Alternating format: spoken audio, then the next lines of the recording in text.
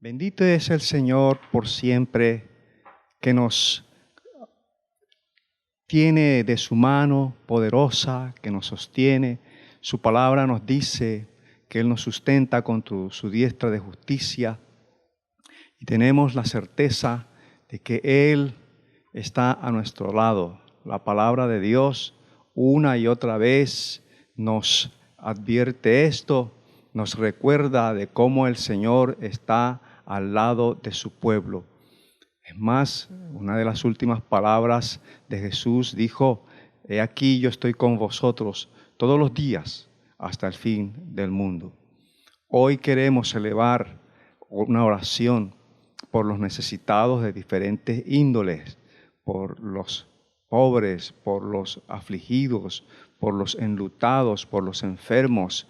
Acompáñenme en esta oración, porque la palabra del Señor nos dice que la oración de fe o la oración del justo puede mucho, ¿verdad? Entonces, confiados en esa palabra, vamos entonces a elevar esta oración al Altísimo.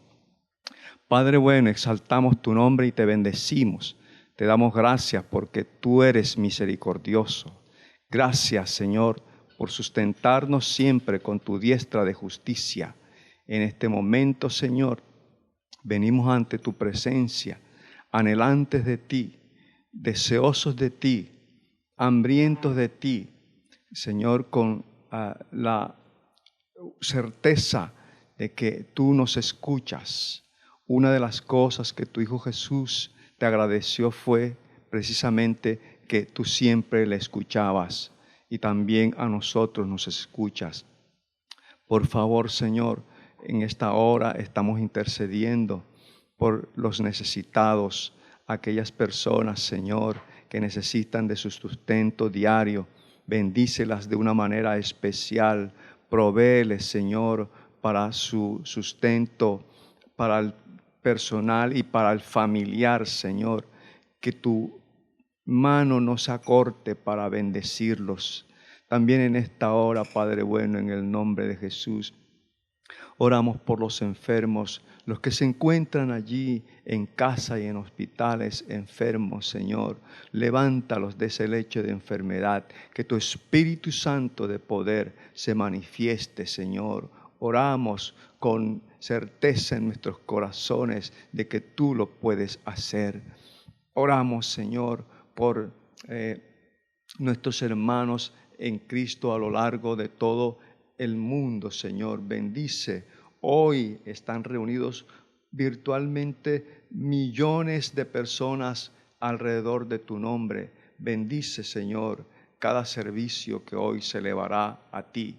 También, Señor, en esta hora queremos poner delante de ti a nuestras autoridades civiles, a nuestro presidente, a los ministros. Ponemos delante de ti, Señor, a todos aquellos que están en eminencia y que les toca, les corresponde tomar decisiones que tienen que ver con cada uno de nosotros. Dales la sabiduría del cielo para tomar las mejores decisiones. Gracias, Señor, porque tú eres bueno, porque tu misericordia es para siempre. Eterno y maravilloso Dios, la gloria y la honra es para ti.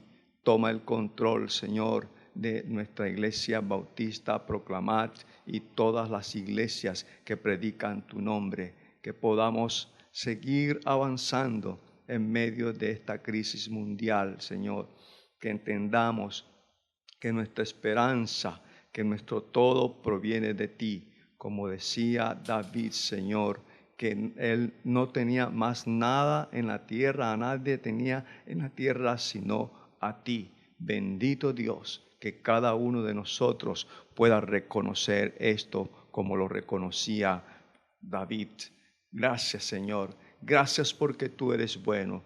Gracias porque tú eres misericordioso.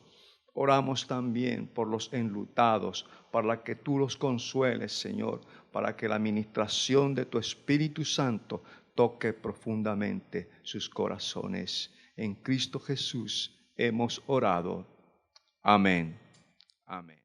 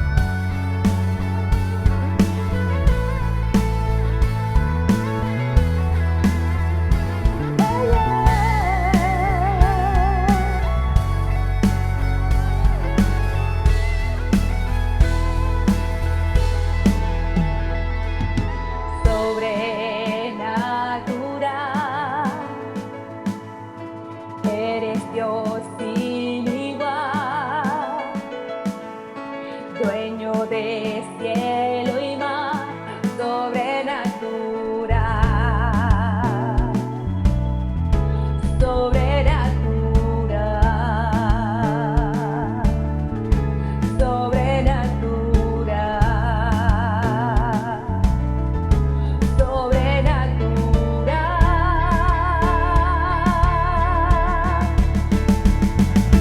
Dios de mi vida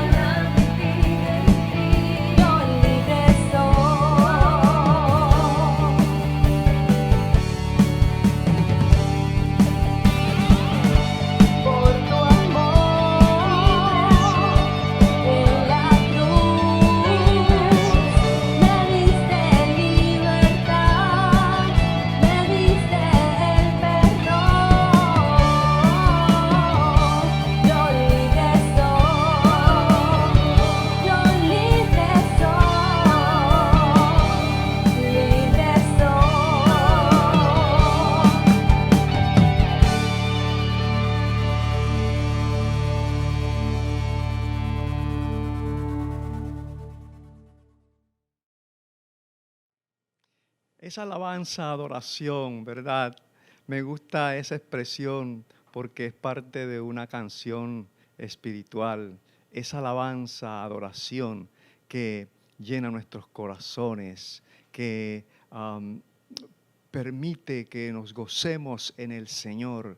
Esa alabanza, esa adoración que procede de un corazón quebrantado. En esta hora hemos elevado esa alabanza y damos las gracias al Señor por el grupo de alabanza que Dios nos ha regalado en la congregación para llevarnos a estos instantes, a esos momentos de plenitud espiritual. Bendito sea el Señor. Gloria al nombre del Señor. Sigamos alabando al Señor y cantando sus bendiciones, sus maravillas. En esta mañana estamos gozosos una vez más de compartir la palabra de Dios y esta vez queremos compartir con ustedes algo bajo el título recompensas. Recompensas interesantes que Jesús tiene para cada uno de nosotros. Y estas recompensas las encontramos en el Evangelio según San Mateo, en el capítulo 5, en versículos 1 al 12. Pero hoy solamente vamos a tocar los versículos 1 y 2. 1 y 2. Las recompensas, ¿verdad?, que vienen del cielo para cada uno de nosotros. Y estas recompensas siempre están bajo el título de bienaventuranzas. Y tales recompensas hacen parte de lo que se llama el Sermón del Monte. El Sermón del Monte comprende el espacio de Mateo entre los capítulos 5 y capítulo 7, básicamente. Y el Sermón del Monte contiene lo que algunos han llamado la quintesencia del Evangelio. Todo lo que es la condensación de la enseñanza de Jesús está allí contemplada en esas recompensas que Jesús ofrece. El Sermón del Monte es probablemente la parte más conocida de las enseñanzas de Jesús, pero también podríamos decir que es quizás la menos comprendida. Es muy desafiante. Jesús, al asumir la tarea de redención de la humanidad, ¿qué hizo? Él no solamente asumió ese papel de asumir la redención de la humanidad, sino que para llevar a cabo su tarea selecciona un equipo de colaboradores, por decirlo de alguna manera, que en nuestro contexto y en el contexto bíblico se conoce como sus apóstoles. A estos colaboradores, entonces, Jesús, para que ellos pudieran hacer un trabajo más eficaz, más inteligente, más productivo, más pertinente, entonces Jesús comienza a instruirlos, comienza a darles instrucciones. Y aquí, en este sermón, está gran parte de la instrucción que Jesús da a sus discípulos. Mateo nos muestra a Jesús instruyendo a sus discípulos en el monte. El mensaje que era suyo, que era muy de Jesús, Él se los transmite a sus discípulos para que posteriormente ellos pudieran entonces transmitírselo al resto de la humanidad. Estas recompensas exponen la naturaleza equilibrada y digámoslo de una manera muy contemporánea y multicolor del pueblo cristiano. Exponen esa naturaleza. Miren que estoy hablando de naturaleza. Exponen en realidad la esencia de lo que es la vida cristiana. Y son 8 recompensas, pero no podemos verlas de manera aislada ni individual. No es que existen 8 grupos separados y distintos de discípulos, ni que de algunos de los cuales son mansos y que otros son misericordiosos, ni que otros se llaman a padecer persecución. No, en realidad se trata, por el contrario, de 8 cualidades del mismo grupo de personas, constituidos de esta manera, que son a la vez mansos, misericordiosos, pobres en espíritus, limpios de corazón, que lloran y tienen consolación, ¿verdad? En realidad, estas recompensas son un conjunto que tiene que ver con la totalidad de la esencia del Evangelio para aquellos que han aceptado a Cristo en su corazón. Esta primera recompensa, bienaventuranza, dice: bienaventurados los pobres en espíritu, porque de ellos es el reino de los cielos. Y hay algunos aspectos de la forma que quisiera en esta hora explicar.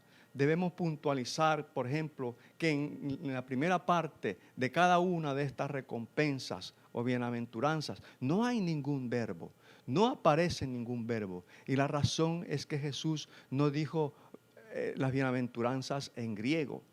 Jesús hablaba arameo, de tal manera que entonces el arameo era una lengua emparentada con el hebreo. Tanto el arameo como el hebreo tienen una forma de expresión muy corriente que en realidad es una exclamación.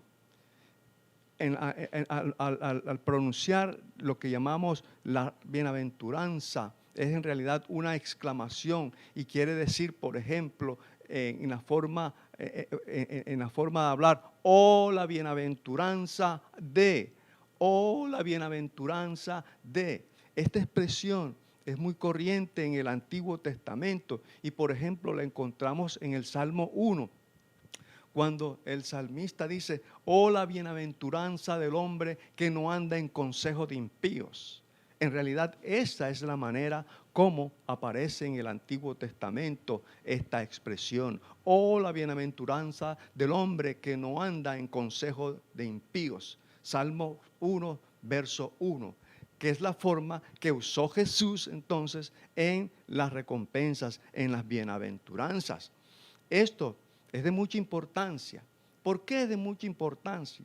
Porque quiere decir, mis amados, que las bienaventuranzas no son piadosas esperanzas de algo que puede llegar a ser.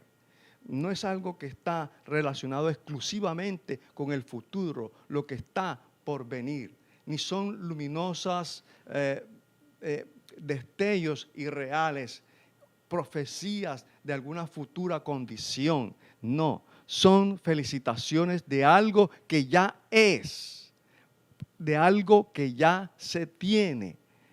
He aquí la importancia de estas recompensas. Es algo de lo cual ya se goza, algo de lo cual ya se disfruta, algo de lo cual ya se tiene. La bienaventuranza que pertenece al cristiano no se aplaza hacia un futuro reino de gloria. Es una bienaventuranza que existe aquí y ahora. No es algo en lo que el cristiano estará o tendrá. Es algo donde ya ha entrado. Qué interesante. Es algo en lo que ya tiene posesión. Es verdad que alcanzará su plenitud y su consumación completa en la presencia de Dios. Pero a pesar de eso, ya es una realidad presente que disfrutas en el aquí y en el ahora. Esto es importante que cada uno de nosotros lo podamos entender. La palabra bienaventurado que se usa en cada una de las bienaventuranzas, de las recompensas, es una palabra muy especial. Describe ese gozo que tiene un secreto en sí mismo, ese gozo que es sereno, que es inalterable y que es autosuficiente en la medida que Dios lo da, que el Espíritu Santo lo da. Y ese gozo que es completamente independiente de todos los azares y avatares de la vida.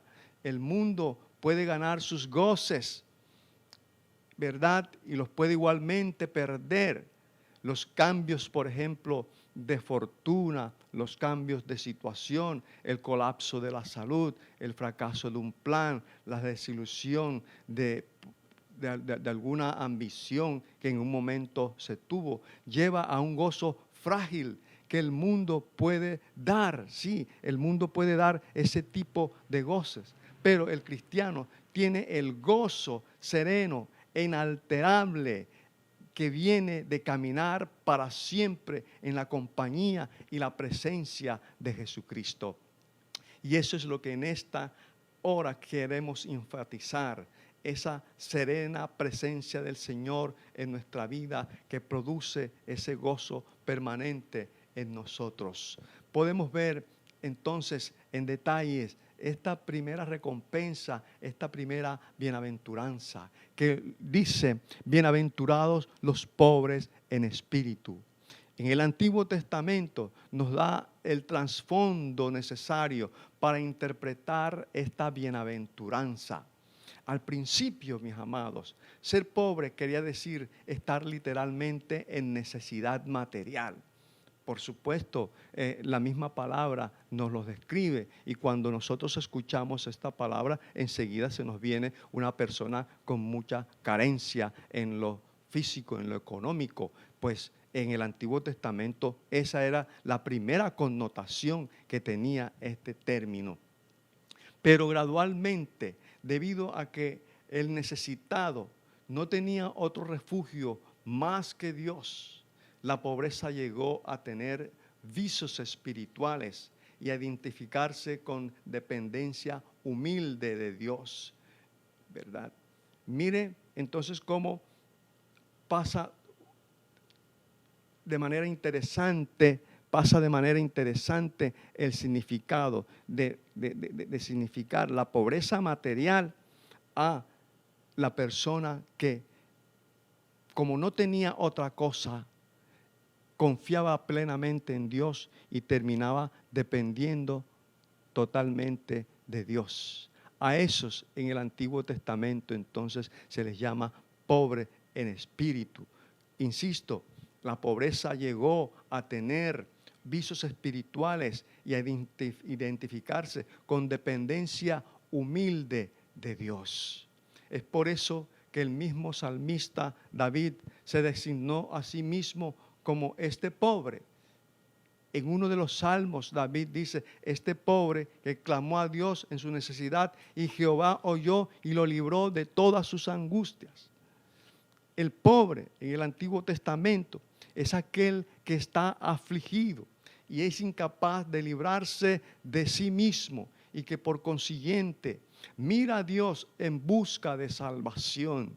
Ese es el pobre que describe el Antiguo Testamento. Mira a Dios y busca la salvación que viene de Él. Al mismo tiempo que reconoce que no tiene derecho a ningún reclamo. Era la condición del pobre en el Antiguo Testamento. Y es posible que en nuestros tiempos presentes tengamos ese tipo de pobreza también. Los pobres se describen también como personas de espíritus humildes y quebrantados.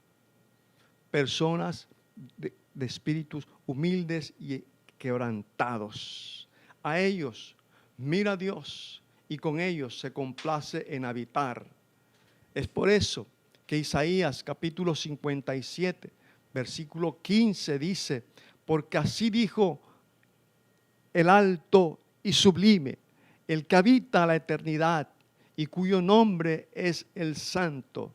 Yo habito en la altura y la santidad y con el quebrantado y humilde de espíritu para hacer vivir el espíritu de humildes y para vivificar el corazón de los quebrantados. Qué palabra hermosa. El quebrantado de espíritu, el quebrantado en lo más interior, dice la promesa de Isaías que Dios habitaba en medio de él. Bendito es Dios. Dios habitando en medio de aquel que está quebrantado, que tiene humildad de corazón. Es para los pobres que el ungido del Señor proclamaría buenas noticias de salvación. Esto también nos lo dice la Escritura. Era para ese tipo de pobres donde venían las buenas noticias de la salvación. profecía que Jesús conscientemente cumplió en la sinagoga de Nazaret. Y Jesús lo dice de esta manera: el Espíritu del Señor está sobre mí por cuanto me ha ungido para dar buenas nuevas ¿a quiénes? A los pobres. El Espíritu de Dios está sobre mí por cuanto me ha ungido para dar buenas nuevas a los pobres. Qué interesante que Jesús en su discurso, en su predicación, puntualizó esto desde el principio de su ministerio. Un dato adicional interesante es que el rico en los tiempos de Jesús tendía a hacer componendas con el paganismo circundante, y era el pobre el que se mantenía fiel al Señor. Fíjense, puede parecernos, parece que fuese una radiografía de nuestro tiempo, porque en nuestro tiempo también ocurre lo mismo. El rico siempre tiende a ser más relajado en diferentes aspectos, en lo moral, en lo ético. No estoy generalizando, muchos, pero no todos, ¿verdad? Y el pobre se mantiene, tampoco generalizo. Generalmente el pobre que describe las Escrituras permanece fiel al Señor. Así que riqueza y mundanalidad, pobreza y piedad iban de la mano en aquel entonces. Iban de la mano en los tiempos de Jesús. Por eso, ser pobres en espíritu es reconocer nuestra pobreza espiritual. Ahí hay que puntualizar, mis hermanos, y entender bien esto. Cuando Jesús está dando la recompensa de que bienaventurados los pobres en espíritu, porque de ellos es el reino de los cielos, está queriendo decir no el pobre económicamente, sino el pobre espiritual, aquel que reconoce su necesidad de Dios, aquel que reconoce la bancarrota espiritual delante de Dios, porque cada uno de nosotros somos pecadores que estamos en realidad bajo la ira de Dios y no merecemos más que el juicio de Dios. No tenemos en realidad nada que ofrecer, nada que abogar, nada que comprar, con qué comprar el favor celestial. Nada, ¿verdad? Entonces nuestra actitud debe ser en realidad la actitud como la del publicano de la parábola de Jesús. Recordemos aquella parábola de Jesús del publicano con el fariseo. Jesús, en esa parábola, el publicano clamaba a Dios y decía: Dios, sé propicio a mí, pecador. Sé propicio a mí, pecador. Mientras que el fariseo se daba golpes de pecho y señalaba al que estaba a su lado, que era el publicano, y le decía al Señor: gracias porque yo no soy como este. Mis amados, ahí podemos encontrar una gran diferencia comparando las dos actitudes del pobre espiritual y aquel que se consideraba justo, rico espiritualmente y rico en otros aspectos. Porque cuando Jesús termina esa parábola que dice que el publicano descendió justificado, mas el fariseo no. Yo creo que esto lo debemos reflexionar haciendo un paréntesis interesante. Cuando nosotros en realidad reconocemos nuestra bancarrota espiritual, cuando nosotros reconocemos que los méritos no son nuestros, sino vienen de Dios, cuando tenemos la necesidad profunda de Dios en nuestros corazones, en verdad no llegamos a compararnos con otros, como hizo el fariseo. Y lastimosamente podemos encontrar aún hermanos nuestros en la congregación donde siguen rechazando a otros, donde se comparan y se justifican y se creen mejores personas que otros. Cuando cada uno de nosotros hace esto, en realidad está lanzando un juicio y se está saliendo de la línea de la pobreza espiritual y se cree más rico espiritualmente que otro. Cuidado, mi amado hermano. Ten cuidado con esto, porque el Señor quiere que conservemos esa hambre espiritual, que conservemos esa pobreza espiritual en el buen sentido de la expresión, que reconozcamos siempre nuestra bancarrota espiritual y nos examinemos. El mismo Jesús en otra de sus enseñanzas decía, no mires la paja de otra persona, mas mira la viga que tiene en tus ojos. Porque Jesús entendía que con frecuencia sacamos pecho y queremos hacernos los ricos espirituales. No, cada uno de nosotros debe reconocer su pobreza espiritual, reconocer que en realidad todos necesitamos profundamente de Dios. Todos los días de nuestra vida, todos los días. La comparación no debe ser con otras personas. Nuestra comparación siempre debe ser con el Altísimo. Cuando nosotros nos comparamos con Dios, salimos siempre perdiendo, porque su santidad nos abruma, porque su poder nos abruma, porque su perfección nos abruma. Y esta carne es totalmente imperfecta. Entonces, conserva delante de Dios la pobreza espiritual. Juan Calvino acertadamente decía, solo quien se ha reducido a sí mismo a nada y descansa en la gracia de Dios es pobre en espíritu. Solo quien se ha reducido a sí mismo a nada y descansa en la gracia de Dios, entonces este es pobre en espíritu. Queda claro, mis amados, que la pobreza en espíritu no se refiere en este contexto a la idea generalizada de un espíritu que no tiene iniciativa, de la persona que le falta iniciativa, que es totalmente pasiva. A eso no se está refiriendo la palabra de Dios. Esta idea generalizada de las personas tiene que ver con el carácter.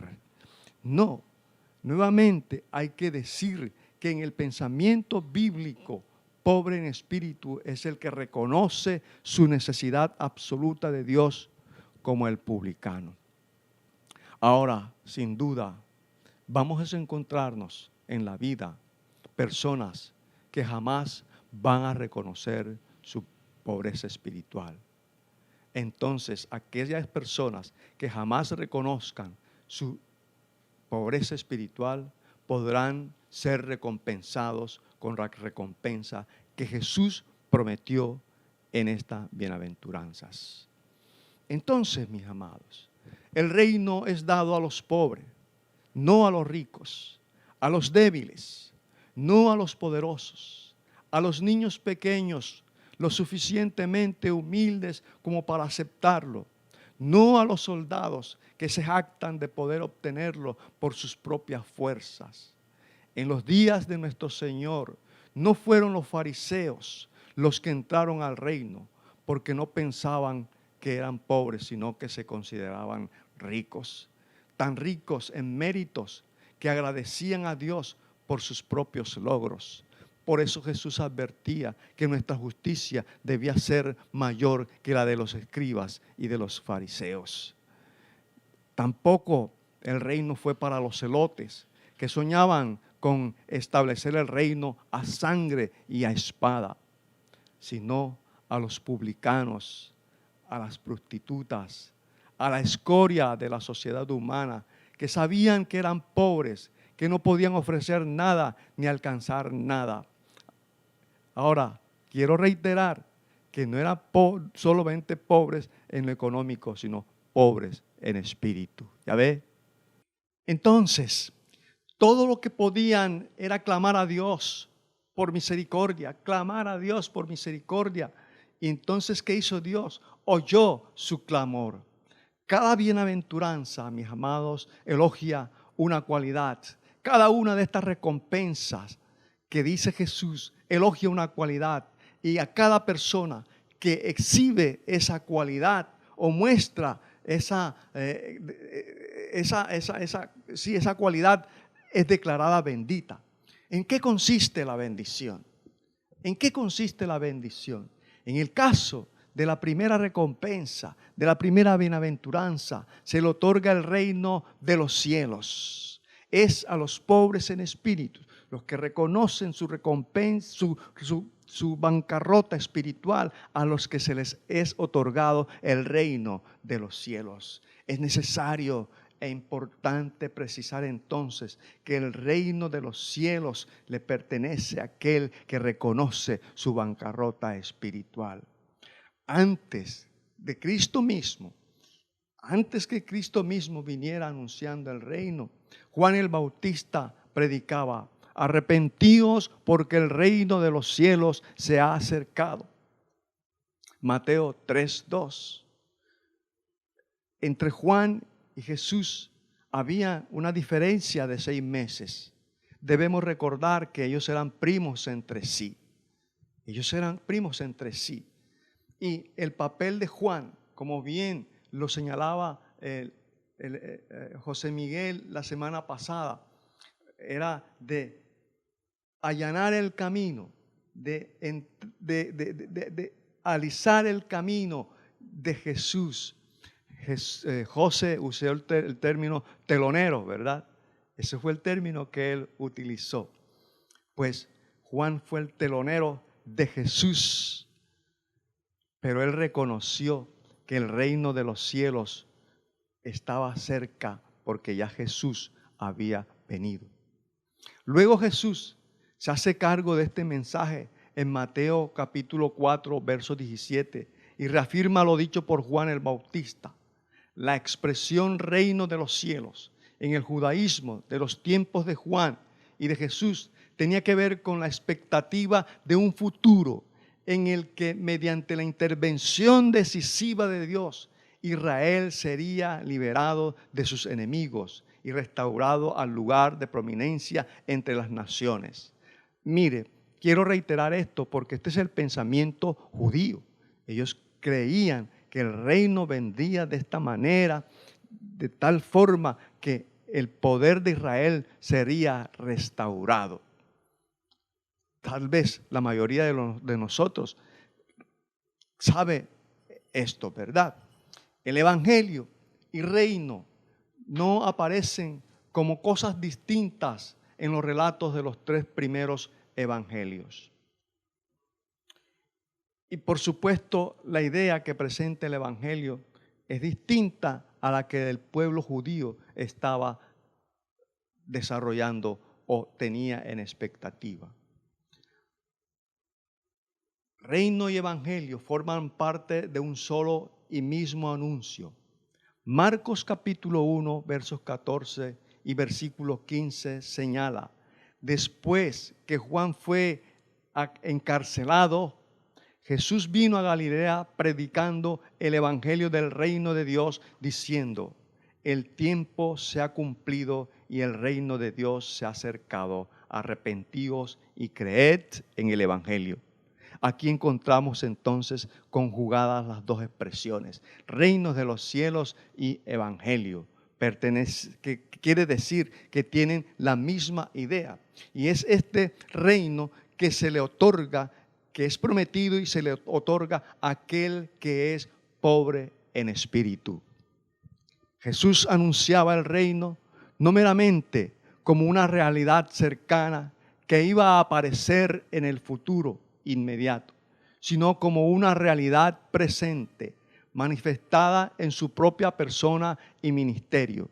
Por eso es que Jesús dice que el reino de los cielos se ha acercado, ya está aquí. Y eso lo debemos entender claramente cada uno de nosotros. Ya el reino de los cielos está aquí porque Jesús está aquí con nosotros. Nos preguntamos, ¿cómo se manifiesta este aspecto presente del reino? Si el reino ya está aquí, ¿cómo se presenta, se manifiesta ese aspecto presente del reino? Pues de muchas maneras, de muchas maneras. Y no voy a señalar en detalle todas las maneras, pero de manera palpable y visible es una de las formas en el tiempo de Jesús. Por ejemplo, al echar fuera demonios, al arrojar los demonios, según Lucas 11:20, encontramos presencia del reino. Yo no encuentro en el Antiguo Testamento acciones como esta de echar fuera demonios. Jesús lo hizo para indicar que el reino de los cielos se había acercado. A ver, al curar a los poseídos, es claro también que Jesús invade la casa del hombre fuerte y es capaz de dominarle. Mateo capítulo 12, verso 29. Porque el reino de los cielos entonces ha invadido el dominio del maligno. Ha invadido el poder de Satanás. Ese poder que es quebrantado por Jesús. Jesús lo ve como un rayo que cae del cielo, como resultado de todo esto. Entonces no hay nada imposible para los que salen al mundo investidos con el poder de Jesús para ser testigos de su reino. Eso lo dice Lucas capítulo 10, verso 18. Entonces el reino efectivamente se había acercado con la presencia de Jesús. Ya el reino está aquí. Y por eso vemos las maravillas, los portentos, porque si bien en el Antiguo Testamento hubo algunos milagros, la parte más milagrosa y más constante la encontramos en el tiempo de Jesús, cuando Jesús está indicando que el reino ya era una realidad presente. Pero también se manifiesta el reino de una forma general. Insisto, en todos los milagros que hace Jesús, toda la actividad milagrosa de Jesús es prueba contundente de que el reino ha llegado. Lo que los profetas y hombres piadosos desearon ver y no vieron, los discípulos de Jesús pueden verlo y oírlo. Mateo 13, 16, Lucas 10, 23. Sí, lo que los profetas y hombres piadosos del pasado quisieron ver, sí lo pudieron ver los discípulos y la gente en el tiempo de Jesús, porque el reino de los cielos se había acercado, ya el reino era una realidad. Una aplicación clara para nosotros es que el reino vino ya en Cristo. El reino vino ya en Cristo Jesús. Entonces ha venido. Y lo que vivimos en el momento es reino de los cielos. Y es lo que un teólogo llamó el ya y el todavía no. ¿Qué quiere decir eso? Que si bien ya el reino está aquí, esperamos todavía su consumación total en el tiempo venidero. Pero ya estamos en el reino. Por eso la promesa para la recompensa, para los pobres en espíritu, ya es una realidad. Queda un cumplimiento final del reino. Cierto que el reino se manifiesta aquí y ahora por medio de la vivencia y predicación del Evangelio, pero al mismo tiempo resulta claro, resulta evidente que el reino se proyecta sobre el mundo solamente de manera provisional. En un sentido, nos encontramos con el pueblo de Israel viviendo dentro de la realidad del reino, pero esperando su manifestación plena. O sea, estamos en la misma posición, por decirlo así. Jesús dice a los pobres en espíritu, les dice que a ellos les pertenece el reino de los cielos. ¿Por qué habrá de ser así? Si tomamos las dos peticiones de la oración modelo y las ponemos juntas, venga tu reino, hágase tu voluntad en la tierra como en el cielo, entonces obtendremos que el reino de Dios es una sociedad en la que la voluntad de Dios se realiza tan perfectamente en la tierra como en el cielo. Eso quiere decir, mis hermanos, que solo el que hace la voluntad de Dios es ciudadano del reino. Y solo podemos hacer la voluntad de Dios cuando somos conscientes de nuestra absoluta indefección, de nuestra absoluta ignorancia, de nuestra absoluta incapacidad para enfrentarnos con la vida, y cuando ponemos toda nuestra confianza en Dios. La obediencia se basa, la obediencia se funda en la confianza. El reino de Dios es posesión de los pobres en espíritu, porque han sido ellos los que se han dado cuenta de su absoluta incapacidad aparte de Dios y han aprendido a confiar y a obedecer. Qué importante que reconozcas entonces tu necesidad de Dios en esta hora, de tal forma que esta bienaventuranza podría perfectamente, esta recompensa, quedar de esta manera. La bienaventuranza del que es consciente de su propia y total indefensión y que ha puesto toda su confianza en Dios, porque sólo así puede rendir a Dios aquella perfecta obediencia que le hará ciudadano del reino de Dios. En esta mañana quieres reconocer tu pobreza espiritual y depender de Dios. Mi amado, mi amada, el reino de los cielos le pertenece al que reconoce la necesidad absoluta de Dios en su vida. Y en este tiempo de crisis, de pandemia, es importante que todos reconozcamos nuestra dependencia de Dios. Oh Señor del cielo, en esta hora reconocemos nuestra pobreza espiritual y clamamos a ti, Señor. Clamamos, reconocemos y clamamos. Gracias por ser todo en nuestra vida. Gracias, Señor, por ser todo en nuestra existencia. Gracias por esta bienaventuranza que nos otorga tu reino que ya es en Jesucristo y tu reino venidero. Alabamos tu nombre, te exaltamos, Padre bueno. En Cristo Jesús oramos. Amén. Dios nos bendiga a todos. Hay un conjunto de actividades que queremos recordar en esta hora que son importantes en el desarrollo del ministerio de la iglesia. Por ejemplo, los jóvenes de Cuarta Dimensión se reúnen los días sábados, hacen live en Instagram a las 6 de la tarde. Qué bueno que participes. También las reuniones de grupos familiares.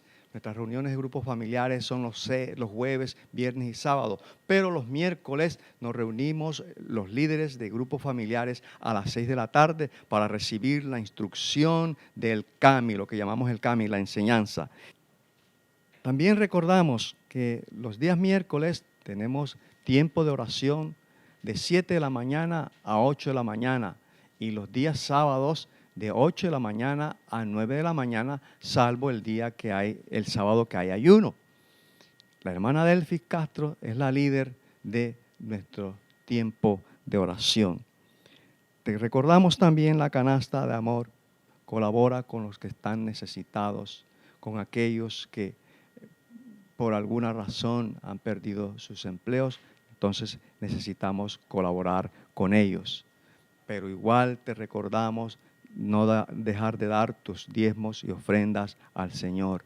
La iglesia los necesita. Igual, mis amados, también debemos recordar que esta tarde el Ministerio Infantil ha convocado a una reunión para los niños de la congregación a partir de las 5 de la tarde. Que podamos participar todos con alegría y sencillez de corazón. Finalmente, quiero invitarte a que te suscribas a nuestro canal en YouTube. Qué bueno que puedas ser un suscriptor nuestro y que Dios pueda bendecirte cada día más. Dios nos bendiga a todos.